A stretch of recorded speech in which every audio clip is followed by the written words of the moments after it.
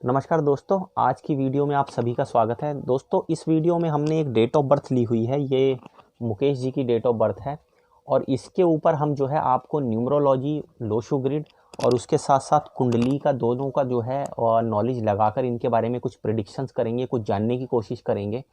दोस्तों, ज्योतिष के बारे में इससे पहले कि मैं कुछ इस डेट ऑफ बर्थ के बारे में कुछ बताऊं, मैं आपको ये समझाना चाहता हूं कि वास्तव में ज्योतिष का मकसद क्या होता है। ज्योतिष का मकसद ये है कि व्यक्ति को उसके जीवन के बारे में बताया जाए, उसकी संभावनाओं के बारे में बताया जाए कि क्या चीज़ें जो हैं वो उससे संबंधित हैं और उसको क्या चीज़ें भविष्य में जाके मिलने की संभावना है।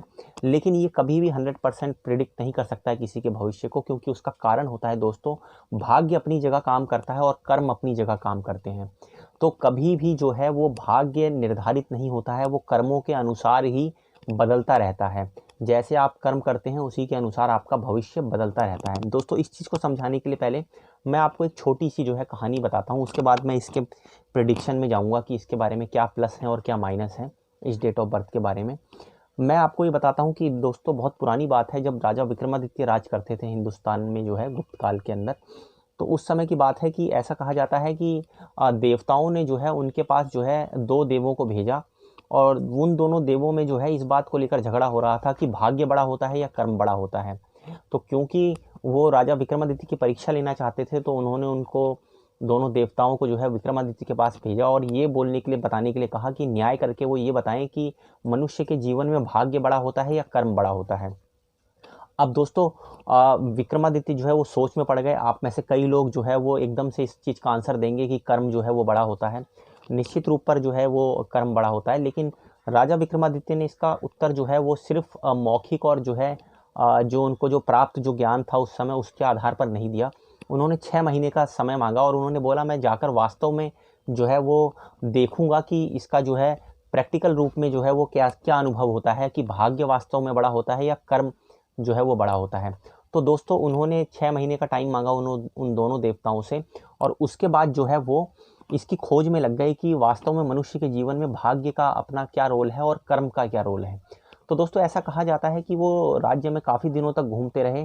काफ़ी दिनों घूमने के बाद जो है उनको एक व्यक्ति दिखाई पड़ा उनके राज्य में, जो बिल्कुल दीनहीन अवस्था में था। उसकी हालत ऐसी दयनीय हो रखी थी कि वो एक एक पैसे के लिए मोहताज था।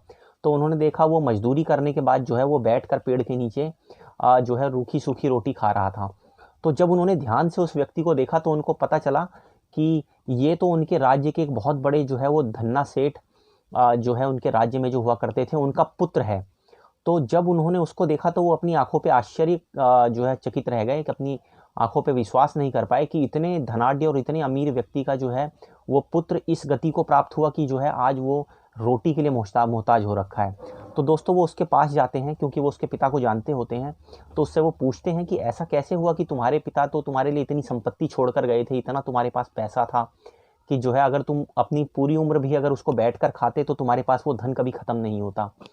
तो वो बताता है कि पिता की मृत्यु के पश्चात जो है वो कुछ गलत कामों में फंस जाता है। दोस्तों, वो ऐसा बताता है राजा विक्रमादित्य को, और जिसमें जो है वो शराब पीने लगता है और जो है वो गलत आदतों में पड़ के जो है वेश्याओं के चक्कर में पड़ के अपने धन को जो है धीरे धीरे बर्बाद करने लगता है।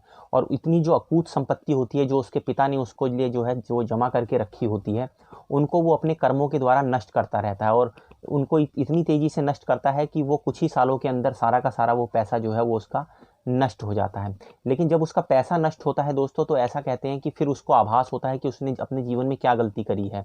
तो उससे सबक लेते हुए वो धीरे धीरे जो है वो मजदूरी करता है। मजदूरी करने के साथ साथ जो है वो संयम बरतता है और अपनी जो पुराने जो उसके कड़वे अनुभव होते हैं उनके आधार पर जो है वो थोड़ा थोड़ा धन एकत्र करने लगता है, ताकि वो धन को जमा कर सके और व्यापार उससे करके जो है अपने जीवन को पटरी पर ला सके।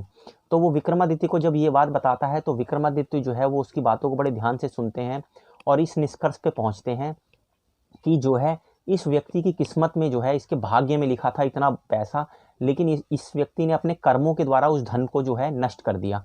मतलब उसको जो उसका भाग्य था वो उसे पैसा तो दे रहा था, उसको संपत्ति दे रहा था, उसको सब चीज़ दे रहा था, लेकिन उसके कर्मों के कारण वो नष्ट होता चला गया। और ये उसका भाग्य ही था कि उसको राजा विक्रमादित्य जो है वो मिलते हैं, पहचान लेते हैं और वो अपने जो है जेब से निकाल कर कुछ स्वर्ण मुद्राएं उसको देते हैं और कहते हैं कि तुम अपना जो है दोबारा से अपना जो है वो व्यापार शुरू करो, और क्योंकि तुम्हें सीख मिल चुकी है अपने जीवन में, तो उस सीख का जो है इस्तेमाल करके तुम अपने जीवन को खुशमय बनाओ और पहले की तरह जो है अपने व्यापार को करो। तो दोस्तों इससे जो है विक्रमादित्य जो है वो अपने महल में जाते हैं और अपने मंथन करते हैं इस कहानी के ऊपर, क्योंकि वो इन्होंने अपने राज्य में स्वयं देखी होती है। तो वो ये पाते हैं कि भाग्य आपको देता है, आपको कितना भी दे, लेकिन जब तक आप कर्म नहीं करते हैं तो आप कर्म से जो है वो भाग्य से प्राप्त धन को नष्ट भी कर सकते हैं। और ऐसा भी होता है कि भाग्य आपको कम देना चाहता है, लेकिन आप कर्म इतने प्रबल करते हैं तो वो आपको भाग्य को देना पड़ता है। तो दोस्तों यहाँ पर समझाने का मकसद यही है कि भाग्य निश्चित नहीं होता है, भाग्य बदलता है आपके कर्मों के अनुसार। तो आदमी को जो है, मनुष्य का जो जीवन है वो कर्म प्रधान है, उसको कभी भी अपने भाग्य के ऊपर या किसी भी बताए ज्योतिष के ऊपर बैठकर निश्चिंत नहीं हो जाना चाहिए कि मुझे यही बताया है तो मेरे जीवन में यही होगा। ज्योतिष का मकसद सिर्फ यही होता है कि वो आपको बता सकता है कि आपके रास्ते में क्या अड़चनें आ सकती हैं और क्या अच्छी चीज़ें आ सकती हैं। उसके अनुरूप आप अपने कर्म का चयन करें और जो है आगे के कार्यों को संपन्न करें, ताकि आपका जीवन जो है वो सफलतापूर्वक व्यतीत हो सके। तो दोस्तों अब मैं इस डेट ऑफ बर्थ के बारे में एनालिसिस करता हूँ। दोस्तों यहाँ पर मैंने बताया कि इस डेट ऑफ बर्थ में जो जातक है उसका नाम मुकेश है, जो जन्म तिथि है वो 20/5/1989 की है और जन्म जो है वो शाम को 6:10 का है। दोस्तों जो जन्म का इनका स्थान है वो करनाल हरियाणा का है। अब आप देखेंगे मैंने यहाँ पे 3 कुंडलियाँ ली हुई हैं, क्योंकि जातक को जो है वो नौकरी संबंधी समस्या आ रही है, काफ़ी टाइम से जो है वो नौकरी नहीं लग रही है और धन की भी समस्या हो रही है। तो उनका सिर्फ जानने का मकसद जो है वो धन और नौकरी और रोजगार से संबंधित है। लेकिन दोस्तों इस डेट ऑफ बर्थ के जो है वो अनुसार मैं उनको और भी कई दूसरी प्रेडिक्शंस करके बताऊंगा कि ये कैसे जो है वो अपने बारे में अपने जान सकते हैं और कैसे अपने कर्मों का चुनाव कर सकते हैं और अपने जीवन को जो है वो सही रास्ते पर ला सकते हैं। दोस्तों आप इसकी सबसे पहला फर्स्ट चार्ट देखिए, जिसको हम लग्न कुंडली बोलते हैं। वो लग्न कुंडली जब आप इनकी एनालिसिस करेंगे तो आपको पता चलेगा तुला लग्न की जो है कुंडली है, और उस तुला लग्न की कुंडली में जो लग्नेश हैं, जो लॉर्ड हैं शुक्र, वो अपने दूसरे जो नंबर की गिनती होती है, इसे वृषभ बोलते हैं, उसमें बैठे हुए हैं अपने ही हाउस में। और साथ ही साथ जो है इसको मृत्यु का स्थान भी बोलते हैं दोस्तों, लेकिन वो स्वयं अपने उसमें बैठे हुए हैं। और उनके साथ साथ आप देखेंगे तो शुक्र की जो डिग्री है वो 17 डिग्री की है, प्रबल जो है वो डिग्री के साथ बैठे हुए हैं, मजबूत डिग्री के साथ बैठे हुए हैं। उसके साथ साथ हम दूसरे ग्रहों की प्लेसमेंट देखते हैं। जो धन का भाव है वहाँ चंद्रमा बैठे हुए हैं, पराक्रम भाव में शनि बैठे हुए हैं, राहु जो है वो 11वें नंबर की गिनती में बैठे हुए हैं, पंचम स्थान में। उसके साथ साथ आप देखेंगे तो 4 ग्रह इनके अकेले अष्टम भाव में बैठे हुए हैं, जिसे मृत्यु भाव बोला जाता है, लेकिन शुक्र वहाँ पे अपनी ही राशि में बैठे हुए हैं। और उसके साथ साथ आप देखेंगे तो यहाँ पर जो है वो 9वें भाव में मंगल बैठे हुए हैं और 11वें भाव में केतु बैठे हुए हैं।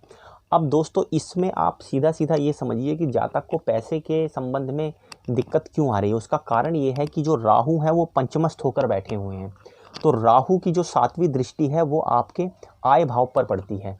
जब वो आय भाव पर दृष्टि पड़ती है तो वो क्या करते हैं, आपकी आय के साधनों को नष्ट करना शुरू कर देते हैं, क्योंकि राहु का जो स्वभाव है वो बहुत ही जल्दबाजी का, त्वरित चीज़ों को करने का है, और ये चीज़ों को बिगाड़ने में भी जो है वो काफ़ी तत्पर रहते हैं। कभी कभी अकस्मात ये कुछ चीज़ों को दे भी देते हैं, लेकिन आप देख सकते हैं 7वीं जो दृष्टि है वो इनकी आय भाव पर पड़ती है। उसके साथ साथ आप और एक चीज़ को देखिए, जो लाभ का स्थान है वहाँ पर चंद्रमा अकेले बैठे हुए हैं। तो दोस्तों चंद्रमा का जो नेचर होता है वो ये नेचर होता है कि वो 15 दिन बढ़ता है और 15 दिन घटता है। और उसके साथ साथ आप चंद्रमा की डिग्री देखेंगे तो वो 3 डिग्री के बैठे हुए हैं, मतलब उनकी डिग्री भी कमज़ोर है। उसके साथ साथ दोस्तों यहाँ पर एक चीज़ समझने वाली होती है, जब हम किसी भी व्यक्ति के रोजगार को देखते हैं तो हमें उसका 10वें भाव को भी देखना बहुत ज़रूरी होता है। अब यहाँ पर 10वें जो भाव में है वो चंद्रमा की जो है वो कर्क राशि है। आप उसके साथ देखेंगे चंद्रमा जो है वो दूसरे भाव में बैठे हुए हैं, लेकिन चंद्रमा कमज़ोर हैं। तो उनके कमज़ोर होने के कारण दोस्तों यहाँ पर क्या हो रहा है कि जो जातक को जो लाभ होना चाहिए जीवन में वो उस तरह का नहीं मिल पा रहा है। उसके बाद हम इनकी नवमांश कुंडली में आते हैं, क्योंकि सिर्फ लग्न कुंडली को देखकर ही सारा प्रेडिक्शन नहीं किया जा सकता है। आप इनकी जब नवमांश के चार्ट को देखेंगे तो उसमें आप देखेंगे वो वृषभ लग्न का है, वो भी शुक्र का ही है। तो यहाँ पर ये चीज़ है कि जो तुला लग्न है वो भी शुक्र का है, आप देखेंगे वृषभ लग्न जो है वो भी शुक्र का है। एक जो यहाँ पे दोस्तों बड़ी इंपॉर्टेंट बात है वो आप देखेंगे तो यहाँ पे 8वां जो भाव है वहाँ पर सूर्य बैठे हुए हैं। जब आप नवमांश कुंडली को देखेंगे तो नवमांश कुंडली में इनके जो है वो शुक्र और केतु लाभ के स्थान में बैठे हुए हैं। गुरु और चंद्र जो है, चंद्र अपने ही कर्क राशि में जो है मजबूत स्थिति में बैठे हुए हैं नवमांश। उसमें आप देखेंगे तो चंद्रमा जो है वो डिग्री वाइज तो कम है, लेकिन वो अपने ही घर में बैठे हुए हैं, तो उनका प्लेसमेंट मजबूत है। उसके साथ साथ आप देखेंगे तो जो शनि है वो पंचमस्थ होके बैठे हैं, उनकी 7वीं दृष्टि जो है वो इनके आय भाव पर पड़ती है, मंगल के ऊपर पड़ रही है। उसके साथ साथ सूर्य जो है वो बैठे हुए हैं आपके कर्म स्थान पर, लेकिन वो शत्रु राशि में बैठे हुए हैं, कुंभ राशि में बैठे हुए हैं। उसके साथ साथ अब आप इनके 10th हाउस को देखिए। इस 10th जो मैंने जो 10वां जो चार्ट जिसे बोलते हैं, इसे कर्म का चार्ट बोला जाता है, व्यवसाय से रिलेटेड चार्ट बोला जाता है। उसको मैंने बनाने का मकसद ये है कि इस वाले जो इनका जो कर्म का जो क्षेत्र है उसको और अच्छे तरह से समझने के लिए इस चार्ट पे हम फोकस करते हैं। ये भी वृषभ लग्न का ही चार्ट है। इसमें देखेंगे आप तो शुक्र शनि जो है वो 3 नंबर की गिनती में बैठे हुए हैं। शुक्र जो है वो लाभ स्थान पे बैठे हुए हैं, क्योंकि स्वयं लग्नेश हैं और वो लाभ के स्थान पर बैठे हुए हैं, तो वो मजबूत हैं, आप देख सकते हैं। गुरु जो है वो 4 नंबर की गिनती में चंद्रमा की स्थिति में बैठे हुए हैं, तो ये भी एक अच्छी चीज़ है। चंद्रमा जो है वो सूर्य की राशि में बैठे हुए हैं, 4थे घर में। उसके साथ साथ केतु जो है वो बैठे हुए हैं आपके 6ठे हाउस में। मंगल जो है वो बैठे हुए हैं 8वें हाउस में। और सूर्य जो है यहाँ पर सबसे इम्पॉर्टेंट जो चीज़ है वो कर्म के स्थान पर बैठे हुए हैं। आप नवमांश में भी देख सकते हैं सूर्य कर्म के स्थान पर हैं, और आप देख सकते हैं 10th हाउस में भी जो है वो सूर्य जो है वो कर्म के स्थान पर हैं। दोस्तों यहाँ पर एक सबसे समझने वाली चीज़ ये है, जातक की कुंडली को देखकर एक चीज़ आसानी से प्रिडिक्ट की जा सकती है कि आप बुध की प्लेसमेंट को देखिए। जो बुध हैं वो यहाँ पर व्यय स्थान में बैठे हैं, नवमांश में भी व्यय स्थान पे बैठे हैं, और उसके साथ साथ यहाँ पर अष्टम स्थान पे बैठे हुए हैं जो लग्न कुंडली है। और बुध जो है वो सूर्य से अस्त भी हो रहे हैं। तो ऐसे जातक को अपनी बात बोलने में, कम्युनिकेशन में बहुत दिक्कत आती होगी। आप देखेंगे तो जो उसका कम्युनिकेशन का जो पार्ट है, जो बुद्धि वाला पार्ट है, वो भ्रमित रहती होगी ज़्यादातर। डिसीजन लेने में कई बार दिक्कत होती होगी, और जो लाइफ का जो बैलेंस होता है वो बिगड़ा हुआ होगा, क्योंकि जो बुध की प्लेसमेंट है वो कमज़ोर है, और उसके साथ साथ आप देखेंगे तो बुध अस्त भी हो रखे हैं। दूसरी चीज़ मैं आपको जो प्रिडिक्शन बताता हूँ बहुत इंपॉर्टेंट है, क्योंकि सूर्य जो है वो कर्म स्थान पर दोनों ही आप देखेंगे। जो 10वां मैंने जो इनका जो चार्ट बना के देखा और जो नवमांश जो देखा, उसमें दोनों में सूर्य जो है वो 10वें हाउस में बैठे हुए हैं। तो कर्म स्थान में सूर्य बैठे हुए हैं दोस्तों, और सूर्य जो है वो 5 डिग्री के हैं, कमज़ोर हैं। और आप देखेंगे तो अगर शुक्र की जितनी भी आप देखेंगे जो तुला लग्न हो या वृषभ लग्न हो, तो उसमें अगर सूर्य कमज़ोर होते हैं, तो सूर्य अगर सही नहीं होते हैं जो आत्मा के कारक हैं, तो वो सारे राजयोगों को भंग कर देते हैं दोस्तों। और जातक के चाहे बाकी ग्रह कितने भी अच्छे हों, वो उनको उनके राज सुखों को, जो राजयोग भी बन रहे होते हैं, उनका भी सुख नहीं भोगने देते हैं। तो यहाँ पर सूर्य जो है वो कर्म के स्थान पर बैठे हुए हैं। साथ ही आप देखेंगे तो यहाँ पर शनि की जो है वो 7वीं दृष्टि पड़ रही है। यहाँ राहु की 7वीं दृष्टि जो है वो लाभ के स्थान पर पड़ रही है। तो दोस्तों मैं कुल मिलाकर ये समझाना चाहता हूँ कि यहाँ पर व्यक्ति को पैसों के संबंध में इसलिए समस्या आ रही है, क्योंकि आप देखेंगे तो जो बुध की प्लेसमेंट है वो ख़राब है। आप शनि को देखेंगे तो शनि की जो प्लेसमेंट है वो इतनी स्ट्रॉन्ग नहीं है। वो 7वीं जो उनकी दृष्टि है वो लाभ के स्थान पर पड़ रही है, जो उसको डिस्टर्ब कर रही है। उसके साथ साथ आप एक चीज़ और देखिए, यहाँ पर डिग्री वाइज आप देखिए, सूर्य 5 डिग्री के हैं, चंद्रमा 3 डिग्री के हैं, मंगल 19 डिग्री के हैं। तो मंगल जो है वो यहाँ पर जो बैठे हुए हैं वो मजबूत स्थान पे बैठे हुए हैं, मजबूत उस पे बैठे हुए हैं। और उसके साथ साथ आप देखेंगे शुक्र जो है वो मजबूत है, इनकी कुंडली के अंदर मजबूत स्थान में बैठे हुए हैं। शुक्र जो है क्योंकि खुद लग्नेश हैं तो वो इनको शुभ परिणाम देंगे। उसके साथ साथ आप शनि को देख सकते हैं, शनि 19 डिग्री के हैं और वक्री हैं। तो यहाँ पर वो बैठकर जो है वो वक्री परिणाम दे रहे हैं पंचमस्थ होकर। तो यहाँ पर ये भी जो है समस्या क्रिएट करता है, जो उनकी लाभ के, जो आमदनी के जो अवसर हैं उनको डिस्ट्रॉय करने लगते हैं। उसके साथ साथ सूर्य जो सबसे इम्पॉर्टेंट कारक हैं वो 10वें भाव में बैठे हुए हैं। अगर यही मजबूत होते तो इनको सरकारी नौकरी का भी लाभ मिल सकता था, ये अगर उसमें ट्राई करते। लेकिन दोस्तों यहाँ पर ये डिग्री वाइज कम है, जिसकी वजह से जो है इनको रोज़गार में प्रॉब्लम आ रही है, समस्या आ रही है। तो यहाँ पर एक चीज़ मैं और बताना चाहता हूँ, अगर ये चीज़ों को सही करना चाहते हैं तो इनको 2-3 चीज़ें करनी पड़ेंगी दोस्तों। एक तो इनको अपने शनि को ठीक करना पड़ेगा, जो नौकरी का कारक होता है, क्योंकि वो वक्री हैं। तो ये हर शनिवार के दिन जो है वो पीपल के पेड़ पे जाके दिया जला सकते हैं, वहाँ पे जल चढ़ा सकते हैं पीपल के वृक्ष पे। उससे इनका शनि सही होगा और इनका जैसे जैसे शनि सही होता जाएगा, जो नौकरी के कारक हैं शनि, वो इनको कहीं ना कहीं इनकी नौकरी में जो है वो सहायता करेंगे। उसके साथ साथ इनको डेली सूर्य को अर्घ देना चाहिए, क्योंकि शुक्र के जो है आप देखेंगे लग्न और राशि में जितने भी राजयोग होते हैं वो इसीलिए फलित नहीं होते हैं क्योंकि सूर्य जो है वो उसकी जो प्लेसमेंट आप देखेंगे वो सही नहीं होती है। तो सूर्य को ये सवेरे जल दें, हर शनिवार के दिन जो है ये पीपल के पेड़ पे जलाएंगे दिया और उनको जल देंगे पीपल के वृक्ष को, तो उससे इन्हें जो है लाभ मिलेगा। और दोस्तों एक चीज़ और मैं बताना चाहूँगा कि इसमें एक सबसे इम्पॉर्टेंट चीज़ है, गुरु जो है वो इनकी राशि में अच्छे हैं, गुरु मजबूत होकर बैठे हुए हैं जो आत्मा के कारक हैं। सबसे ज़्यादा डिग्री गुरु की है तो उनको आत्मा का कारक बताया जाता है। तो इस पूरे के पूरे जो है चार्ट में ये समझ में आया है कि जो गुरु हैं वो मजबूत हैं। ऐसा व्यक्ति अगर गुरुवार के दिन कोई भी काम करने की कोशिश करेगा तो उसको जो है वो प्रबल संभावना है कि उसको सफलता मिलेगी। दूसरा जो अमात्य कारक हैं, जो इनके जो मंत्री हैं, जो जीवन में जो सारे कार्य करने वाले जो मंत्री हैं वो शनिदेव हैं और वही वक्री होके बैठे हुए हैं। तो जब वो स्वयं वक्री हो रखे हैं तो वो काम भी उल्टे कर रहे हैं। जिनको इनकी लाइफ के सारे काम करवाने चाहिए वो शनि वास्तव में वक्री हो रखे हैं। तो जब ये शनि के उपाय करेंगे, ये इस तरह से मैंने जो बताया, हर शनिवार के दिन जो है वो जाकर पीपल को जो है जल चढ़ाएंगे, वहाँ पे शाम को दिया जलाएंगे, तो आप देखेंगे कुछ ही दिनों के अंदर इनकी जो है स्थिति में काफ़ी हद तक सुधार होने लगेगा और इनको कोई ना कोई नौकरी अवश्य मिलेगी। दोस्तों उसके साथ साथ मैं एक चीज़ और बताना चाहता हूँ, क्योंकि बुध इनके जो है आप देखेंगे तो उसकी प्लेसमेंट गलत है। तो इस गलत प्लेसमेंट के होने के कारण इनको जो है वो कई बार किसी से ज़्यादा बहस नहीं करनी चाहिए, बहस में नहीं पड़ना चाहिए और जो है किसी को अपशब्द नहीं कहने चाहिए। इस तरह की जब ये अपनी ज़ुबान पे थोड़ा सा कंट्रोल रखेंगे तो इनको काफ़ी हद तक जो है वो अच्छे परिणाम मिलेंगे। साथ ही साथ इन्हें अपने क्रोध पे जो है वो नियंत्रण रखना चाहिए। जैसे जैसे क्रोध पे नियंत्रण करते जाएंगे तो काफ़ी हद तक जो है इनको आगे बढ़ने की जो है वो प्रेरणा मिलती जाएगी।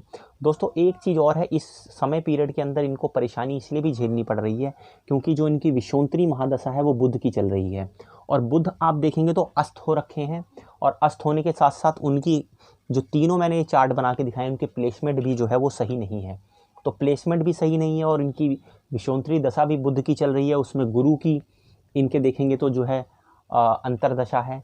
तो जिसकी वजह से जो है बुध की क्योंकि मेन महादशा है और उसके अंदर गुरु की अंतरदशा चल रही है, तो दोस्तों इनको अगर ये बुध से रिलेटेड और शनि से रिलेटेड मैंने जो उपाय बताए हैं वो अगर करेंगे तो इनकी जल्द से जल्द नौकरी लग जाएगी और इनका जो है जो आय के स्रोत होंगे वो सुधरने लग जाएंगे। क्योंकि दोस्तों जो राहु भी है वो शनिवत ही व्यवहार करता है, वो शनि की तरह ही काम करता है। तो यहाँ पर आप देख सकते हैं 5वें हाउस में जो है जो लाभ के स्थान पर नज़र डालता है वहाँ शनि और राहु की प्रेजेंस है, जिसकी वजह से इनको दिक्कत आ रही है। उसको सही करने के लिए जो है इनको मैंने जो बताया है शनि के उपाय करने चाहिए, इनको बिल्कुल उस चीज़ में राहत मिलेगी। दोस्तों अब ये तो कुंडली के बारे में मैंने जो प्रिडिक्शन करके दिया है इनको वो है। उसके अलावा मैं आपको इनके लोशु ग्रिड जो है उसके आधार पर भी प्रिडिक्शन करके बताता हूँ कि इसमें देखिए आप जब लोशु ग्रिड में आप देखेंगे तो मैंने इनके लोशु ग्रिड के चार्ट को बनाया है जहाँ पर 9 डबल बार आ रहा है जो मंगल की मजबूत स्थिति को दिखाता है। चंद्रमा 2 बार आ रहा है, चंद्रमा की भी आप इनकी प्लेसमेंट देखेंगे तो मजबूत है, लेकिन चंद्रमा डिग्री वाइज क्योंकि कमज़ोर हैं तो इसलिए वो अपना उस तरह का उतना परिणाम नहीं दे पा रहे हैं। दूसरा आप देखेंगे तो यहाँ पर 5 नंबर बुध का है, 8 नंबर शनि का है, 1 नंबर सूर्य का और 7 नंबर केतु का है। इस डेट ऑफ बर्थ का आप मूलांक और भाग्यांक निकालेंगे तो जो इनका जो ड्राइवर है, जो इनकी गाड़ी चला रहे हैं वो शुक्र खुद चला रहे हैं, जो लग्नेश हैं इनकी कुंडली के। और साथ ही साथ जो है आप देखेंगे तो जो इनका जो कंडक्टर है, जो भाग्यांक है वो 7 नंबर है, केतु है। तो दोस्तों क्योंकि इस तरह का जहाँ पे 7 नंबर जो है वो आपकी ड्राइवर या कंडक्टर में आता है तो वो आध्यात्म को दिखाता है, इसीलिए ऐसे व्यक्ति की जो है आध्यात्म में रुचि होती है, वो कई बार ज्योतिष में भी विश्वास करते हैं। लेकिन दोस्तों और आप देखेंगे शुक्र की प्लेसमेंट भी जो है वो अपने स्वयं राशि में जो है 8वें स्थान पे बन रही है, जो गुप्त विद्याओं का हाउस होता है। तो ऐसे लोगों की रुचि जो है वो ज्योतिष में और गुप्त विद्याओं में होती है और वो इसकी तरफ बहुत जल्दी आकर्षित होते हैं। मैंने दोस्तों लेकिन जो आपको बताया है कि अगर इस ऐसे जातक को अगर अपने जीवन के अंदर अपनी आर्थिक स्थिति को सही करना है तो उसको थोड़े थोड़े जो है उपाय करते रहने चाहिए, अपने कर्म करते रहने चाहिए। और कर्म क्या करने चाहिए, कर्म इनको ऐसे करने हैं कि इनको शुक्र से संबंधित अगर ये कोई भी नौकरी करेंगे या व्यापार करेंगे तो इनको सफलता मिलेगी। ये अगर शुक्र से संबंधित कोई भी चीज़ को करेंगे, क्योंकि लग्नेश इनके मजबूत हैं, तो वो इनको फ़ायदा जो है देंगे। और शनि के उपाय करके रखेंगे तो शनि जो है वो उनमें काफ़ी हद तक जो है इनको धन का लाभ होने लगेगा, और जो इनको कष्ट हो रहे हैं उसमें इनको काफ़ी आराम मिलेगा दोस्तों। तो मैं आशा करता हूँ कि इस वीडियो में मैंने काफ़ी हद तक जो है वो आपको कुछ दिशा दी होगी कि आप अपने कर्म करते रहिए, भाग्य के भरोसे मत बैठिए, आपको सफलता अवश्य मिलेगी। धन्यवाद।